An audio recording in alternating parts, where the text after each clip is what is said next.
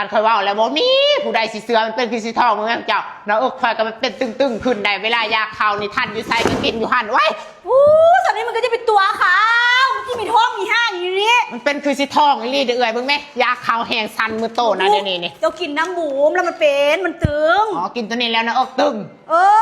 หรือว่าคอยตึงมันบูมันภายนอกภายในดีเสา2เสา1มันกินได้เบิดอันนี้นะกินแล้วมันสิตึงขึ้นเนาะนะเขาเนาะคือหลายๆคนก็บ่เสือคือคอยนะคิดว่ามันคือสิทองนี่เพราะว่าคอยไปข้างนอกนะคอยบ่ได้ป้องกันเอ้ยมาที่นี่นะรู้สึกว่านมมันตึงขึ้นเป็นคือสิทองคือสิมีลูกนี่แหละประจอดอกก็บ่มา2-3 เดือนแล้วเห็นแล้วได้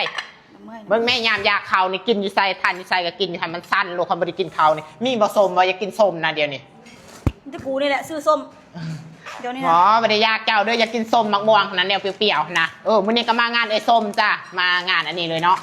ยามเด้อก็ว่าแต่เพิ่นท้องยามเด้อก็ว่าแต่เพิ่นที่มีลูกมีเตาโอ้ยเทียเพิ่นกินน้ำบูมแล้วมันบูมโอ้จะเป็นเสาศอกมันตึงกินได้เนาะ1 ธงนี่มีจักห่อนี่10จ้ะโอ้10 ห่ออย่าลืมมาไปกินเด้อสาวๆคนใดนะคะอยากให้หน้าอกยันๆอยากให้หน้าอกตึงขึ้นทันเอาตัวนี้ไปต้มกินเลยเนาะแม่นแล้วรสชาติก็คือแซ่บหวานนะจ๊ะอยากให้ลองเอาไปกินดีๆบ่ได้ต้ม